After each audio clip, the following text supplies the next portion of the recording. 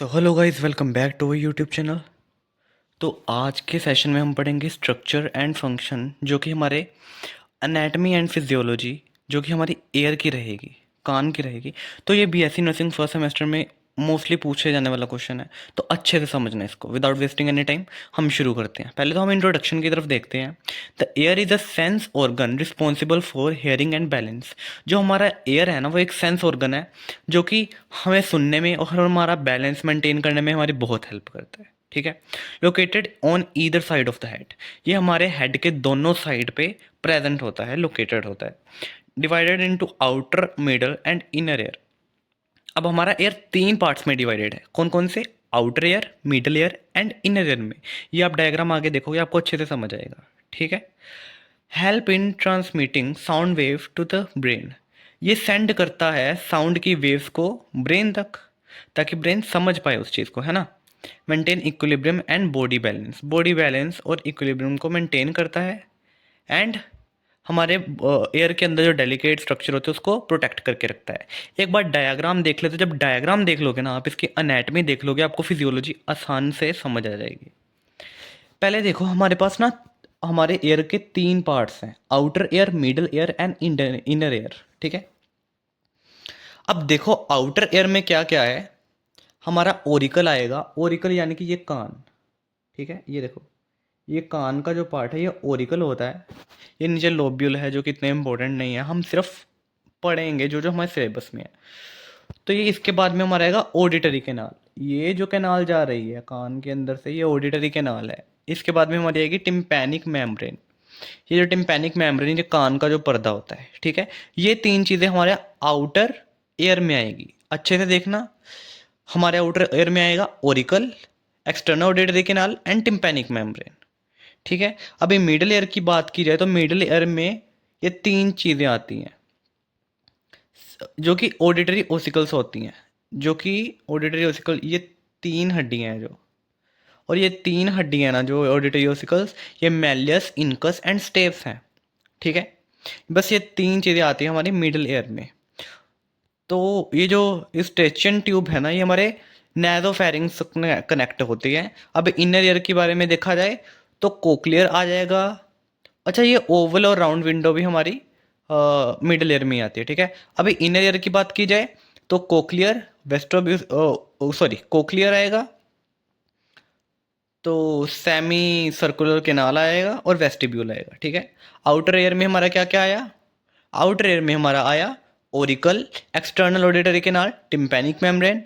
Middle air में हमारा आया ऑडिटरी ओसिकल्स, जो कि थे malleus, incus, steps, oral window and round window. Inner ear में हमारा आया cochlear, semi vascular canals and vestibule. ठीक है। और इसके बाद में हमारे पास क्या आएगा? वेस्टिब्यूलो कोक्लियर नर्व, जो कि दिमाग तक जाएगी। अब एक बार आउटर एयर का स्ट्रक्चर अच्छे से देख लेते हैं। आउटर एयर का स्ट्रक्चर कैसा? पीना और Oracle made up of elastic cartilage. जो पीना या ओरिकल जो बाहर वाला पार्ट होता है वो इलास्टिक कार्टिलेज बना होता है। External auditory canal extern inward to the ear drum. अब जो एक्सटर्नल ऑडिटरी कैनाल है, ये कहाँ तक जाती है? एयर ड्रम तक जाती है। एयर ड्रम यानी कि टिम्पैनिक मेम्ब्रेन तक, कान के पर्दे तक। Tympanic membrane separate outer and middle air. जो कि टिम्पैनिक मेम्ब्रेन हमारी होती है, ये आउटर और मिडल एयर को क्या करती है? सेपरेट करती है। Lined with skin containing ceruminous glands. यहाँ पे ना अब देखो, जो हमारी ऑडिटरी कैनाल होती है ना, इसमें एक सेरेमिनस ग्लैंड्स होते हैं, जो कि वैक्स, है ना, जो कि हमारे कान का वैक्स होता है वो सिक्रीट करते हैं। ठीक है। ताकि हमारे कान में डस्ट ना जा सके। ठीक है। Cartilage framework gives shape and flexibility. अब जो कार्टिलेज का फ्रेमवर्क है ना कान का, वो हमारे कान को शेप देता है और फ्लेक्सिबल बनाता है। Okay. Directs sound waves towards the tympanic membrane. और ये क्या करता है? हमारे जो कि साउंड है, कान तक जो साउंड जाती है वो टिम्पैनिक मेम्ब्रेन तक पहुंचाने में आउटर एयर हेल्प करता है। ठीक है। अब आउटर एयर के एक बार फंक्शन देख लो, ये क्या करता है? Collect sound wave from the environment. ये इन्वायरमेंट से क्या करता है? वेव कलेक्ट करता है, आवाज़ें कलेक्ट करता है। Direct sound waves through the tympanic membrane, और सेंड करता है किसको? टिम्पैनिक मेम्ब्रेन को। Protect the middle and inner air from the dust and insect. Dust और इंसेक्ट से किसको बचाता है? हमारे मिडल एंड इनर एयर को बचाता है।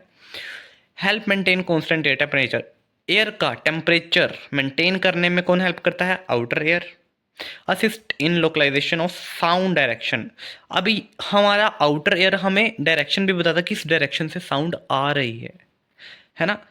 तो act as a resonance chamber enhancing sound. Okay, अब इसके बाद में हम मिडल एयर पे आ जाते हैं। पहले हम अच्छे से एक बार फिर से कंटिन्यू करते हैं। कंटिन्यू क्या करें, ऊपर से ओवरव्यू देता हूँ। ये क्या होता है, हमारा आउटर एयर इलास्टिक कार्टिलेज से बना होता है। ये एक्सटर्नल ऑडिटरी कैनाल से एयर ड्रम को जोड़ता है। टिम्पैनिक मेम्ब्रेन सेपरेट करती है आउटर और मिडल एयर को। इसमें सेरुमिनस ग्लैंड्स होते हैं जो कि वैक्स क्या करते हैं, रिलीज करते हैं। ये कार्टिलेज का फ्रेमवर्क होता है जो कि शेप और फ्लेक्सिबिलिटी मेंटेन करके रखता है एयर की, ठीक है। ये साउंड कलेक्ट करता है इन्वायरमेंट से। इसको डायरेक्शन पता होता है कौन सी डायरेक्शन से साउंड आ रही है। एयर का टेम्परेचर मेंटेन करके रखता है। और जो कि वैक्स होती है वो मिडल और इनर एयर को डस्ट से बचाती है, ठीक है। अब मिडल एयर की बात की जाए तो tympanic cavity located in the temporal lobe. जो टिम्पैनिक कैविटी होती है ना, टिम्पैनिक कैविटी होती है जो कि पर्दे के पीछे मेलिस इनकस टेप्स जहाँ पे लोकेटेड, वो हमारी टिम्पैनिक कैविटी है, ठीक है। एक बार देख लो, ये जो मेलियस इनकस टेप्स हमारे ऑडिटरी, ये जो पर्पल एरिया है ना, जो डार्क पर्पल एरिया है, ये हमारा क्या है, क्या नाम है उसका, टिम्पैनिक कैविटी है। ये मेलियस इनकस टेप्स इसमें है, ठीक है। तो एक बार आगे बढ़ते हैं हम फिर से। तो मिडल ईयर, ठीक है, मेलिस इनकस और स्टेप्स इसमें होते हैं जो कि ओसिकल्स होते हैं, ठीक है, हड्डियाँ होती हैं छोटी छोटी। वो Eustachian tube connects middle ear to the nasopharynx. अभी हमारा जो मिडल एयर है वो नेजोफेरिंग्स तक क्या होता है, कनेक्टेड होता है, जो कि स्टेचन ट्यूब से क्या होता है, कनेक्ट होता है। Oval and round window lead to the inner ear. और जो कि मिडल ईयर का एंड पोर्शन होता है वो क्या होता है, ओवल एंड राउंड विंडो होती है, जो कि मिडल ईयर को इनर ईयर से क्या करती है, कनेक्ट करती है। और जो हमारी कैविटी होती है ना, ये टिम्पैनिक कैविटी, ये एयर फील्ड होती है, हवा से भरी हुई होती है, जो कि क्या करती है, इन्वायरमेंट और हमारे एयर के प्रेशर को मेंटेन करके रखती है, ठीक है। अभी एक बार मिडल एयर के फंक्शन देख लो। ये एयर ड्रम यानी टिम्पैनिक मेम्ब्रेन से इनर एयर तक क्या वाइब्रेशन, साउंड की वाइब्रेशन को सेंड करती है, ठीक है। और ये क्या करती है, ये देखो, पहले हमारे ओरिकल में साउंड, ओरिकल से साउंड जाएगी एक्सटर्नल ऑडिटरी कैनाल में, एक्सटर्नल ऑडिटरी कैनाल से जाएगी वो टिम्पैनिक मेम्ब्रेन से, टिम्पैनिक मेम्ब्रेन से वो जाएगी मेलियस इनकस टेप्स में, मेलियस इनकस टेप से वो जाएगी ओवल एंड राउंड विंडो में, ओवल एंड राउंड विंडो में जाएगी वो एयर, फिर जो इनर एयर होगा हमारा उसमें, ठीक है। पहले हम इसको पढ़ लेते हैं, ठीक है। Equalize air pressure between ear and atmosphere, protect inner from the. अभी इनर एयर को ये जो तेज साउंड होती है ना उससे बचाती है, ठीक है। Convert air vibration into mechanical vibration, maintain efficiency of hearing and mechanism. अच्छा, आगे हम पढ़ते हैं इसका इनर एयर का स्ट्रक्चर। अभी देखो, आउटर एयर में हमारा आया था ओरिकल, ऑडिटरी कैनाल और टिम्पैनिक मेम्ब्रेन, ठीक है। Oracle, auditory canal and tympanic membrane. Middle air में हमारा आया था malleus incus steps, Oval and round window, malleus incus steps, Oval and round window, जो कि कहाँ पे प्रेजेंट है, ये हड्डियाँ हमारे टिम्पैनिक मेम्ब्रेन में, सॉरी टिम्पैनिक कैविटी में। और टिम्पैनिक कैविटी में क्या भरी हुई है, हवा भरी हुई है, जो कि क्या काम कर रही है, हमारे आउटर और इनर एयर, जो कि इन्वायरमेंट है, आउटर इन्वायरमेंट है और हमारे एयर के अंदर का इन्वायरमेंट है, उसमें एयर के प्रेशर को मेंटेन करके रख रही है, ठीक है। अभी इनर एयर के बारे में आते हैं। इनर एयर को दो पार्ट में डिवाइड किया गया है, कौन कौन से, बोनी एंड मेम्ब्रेनस लैब्रिंथ। अभी बोनी लैब्रिंथ जो होता है ना, उसमें क्या क्या है, cochlear, vestibular and semi circular canal. एक बार इसको देखो, मैं तुम्हें बताता हूँ बोनी और मेम्ब्रेनस लैब्रिंथ के बारे में। अब ये जो कोक्लियर है, ये जो कोक्लियर, ये जो जितना भी ब्लू पोर्शन दिख रहा है ना आपको, जितना ब्लू पोर्शन दिख रहा है क्लोक, इसमें cochlear, semi circular canal and vestibule, ये सारा बाहर वाला इसका पोर्शन आ जाएगा बोनी लैब्रिंथ। और जो इसके अंदर वाला पोर्शन है सेम यही, बस इसके अंदर वाली जो लेयर है उसको हम कहते हैं मेम्ब्रेनस लैब्रिंथ, ठीक है। तो इस हिसाब से पढ़ेंगे हम। तो एक बार मेम्ब्रेनस लेबनिन के बारे में भी पढ़ेंगे हम। तो देखो जो कि लेबनिन है ना, बोनी लेबनिन, तो उसमें cochlear vestibular semi circular canal आ गया। और जो कि उसका अंदर का पोर्शन है, जो कि मेम्ब्रेनस लेबरिन था, वो किससे भरा होता है? एंडोलिम्फ फ्लूइड से। किससे भरा होता है? एंडोलिम्फ फ्लूइड से। ठीक है। तो जो हमारा अभी ये चीज़ अच्छे से याद रखना, जो कि कोक्लियर है ना, कोक्लियर जो कि राउंड स्नेल शेप्ड होता है। ठीक है। कोक्लियर क्या, ये देखो मैं तुम्हें बताता हूँ, अच्छे से समझाना, मतलब अच्छे से समझना इसको। ठीक है। ये जो कोक्लियर है स्नेल शेप्ड, ये हमारे सुनने में हेल्प करता है। ये हमारे सुनने में हेल्प करता है। ठीक है। ये जो देखो आगे वेस्टिब्यूल है, ये पोर्शन इसका वेस्टिब्यूल है, और सेमी सर्कुलर कैनाल्स है। ठीक है। अभी हम उन दोनों के बारे में भी पढ़ेंगे अच्छे से।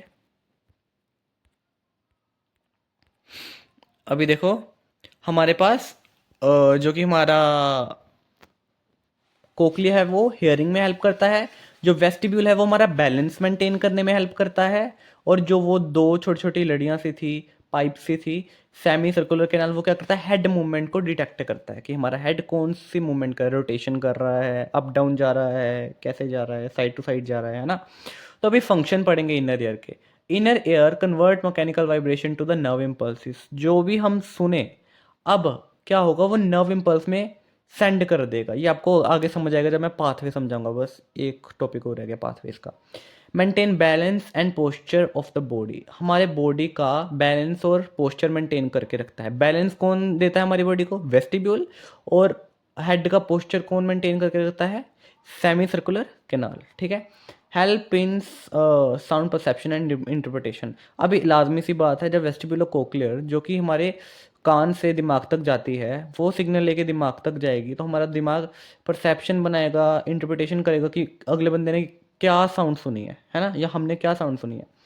Transmit signal through auditory nerve to brain. ठीक है। ऑडिटरी नर्व से ये क्या करता है? ब्रेन तक सिग्नल सेंड करता है। Detect direction and speed of the head movement, maintain equilibrium through the vestibular apparatus। अभी पाथवे देखो। अभी पहले मैं पाथवे भी समझाऊंगा। अभी पहले देखो हमने क्या क्या पढ़ा। ये ओरिकल के बारे में पढ़ा, ऑडिटरी कैनाल, टिम्पैनिक मेम्ब्रेन। ये जो क्या थे? ये आउटर लेयर, आउटर एयर था। ठीक है। ये क्या करेगा? जो कि हमारा ये जो कार्टिलेज से बना हुआ ओरिकल है, इससे साउंड जाएगी एक्सटर्नल कैनाल में। External canal, external auditory canal में क्या क्या होता है? सेरेमिनस वो होते हैं, सेरेमिनस ग्लैंड होते हैं जो कि वैक्स सिक्रीट करते हैं, जो कि डस्ट को अंदर नहीं जाने देते। ठीक है। इससे साउंड होके जाएगी कहाँ पे? टिम्पैनिक मेम्ब्रेन से। टिम्पैनिक मेम्ब्रेन से कहाँ जाएगी? मिडल एयर में। मिडल एयर में कहाँ पे? मैलिस इनकस टेप्स में। मैलिस इनकस टेप्स से होती हुई ये जाएगी इनर एयर में। इनर एयर में कहाँ पे? कोक्लियर में। कोक्लियर में आ गए ना, ये देखो, ये जो कोक्लियर है ना, ये कोक्लियर में एक फ्लूइड भरा होता है जो कि होता है एंडोलिम्फ फ्लूइड। ठीक है। उसको हम बोलते हैं एंडोलिम्फ फ्लूइड। जब ये मेलिस इनकस टेप से जाती है यहाँ पे कोक्लियर में, तो कोक्लियर के जो एंडोलिम्फ फ्लूइड होते हैं ना, वो छनकता है अंदर। जब वो छनकता है तो इस कोक्लियर के ऊपर छोटे छोटे हेयर ओसिकल्स होते हैं, छोटे छोटे हेयर्स होते हैं। और वो जो छोटे छोटे एयर्स होते हैं ना, हेयर्स होते हैं, वो हेयर्स जब मूवमेंट करते हैं तो वो क्या करते हैं? एक नर्व इम्पल्स जनरेट करते हैं। जब वो नर्व इम्पल्स जनरेट होता है, ये जो वेस्टिब्यूलो कोक्लियर नर्व है ना, तो वो वेस्टिब्यूलो कोक्लियर नर्व में जाता है, और वेस्टिब्यूलो कोक्लियर नर्व से ये जाता है दिमाग तक, और दिमाग उस नर्व इम्पल्स को क्या करेगा? इंटरप्रेट करेगा, अंडरस्टैंड करेगा। ठीक है। अब यही पाथवे था हमारा। अभी पाथवे आगे पढ़ेंगे हम फिर से, अच्छे से हो जाएगा। अभी ऑडिटरी कैनाल, ऑडिटरी पाथवे देखो कहाँ पे। पहले साउंड वेव होगी, ओरिकल में जाएगी, ओरिकल से ऑडिटरी कैनाल में, ऑडिटरी कैनाल से टिम्पैनिक मेम्ब्रेन में, टिम्पैनिक मेम्ब्रेन से ओसिकल्स, ओसिकल्स कौन से? हमारे मेलिस इनकस टेप्स।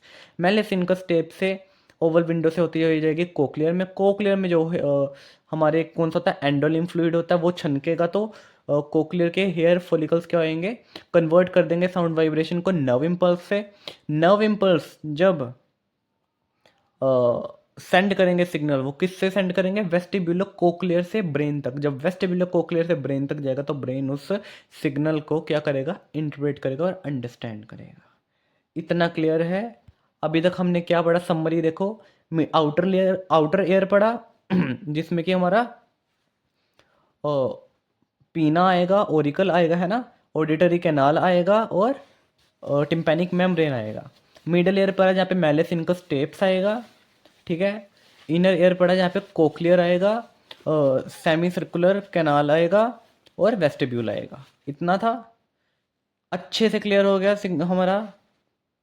और बस इसका मैं एक बार फिर से पाथवे अच्छे से समझा देता हूँ यार आपको, कि पाथवे हमारा अच्छे से कवर हो जाए।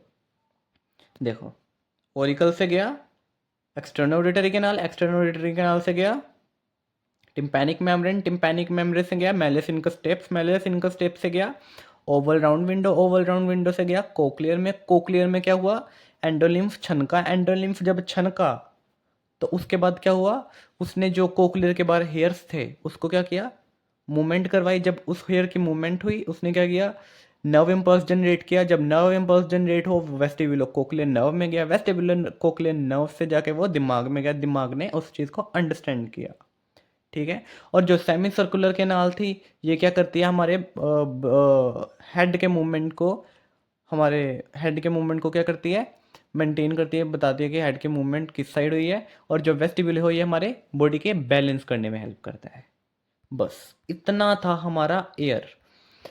होप सो आपको वीडियो अच्छी लगी होगी, और अगर अच्छी लगे तो प्लीज़ एक बार कमेंट सेक्शन में ज़रूर बताना मुझे। और ऐसी ही वीडियोस देखने के लिए हमारे आगे लाइक शेयर और सब्सक्राइब ज़रूर कर देना सब। And thank you for watching guys.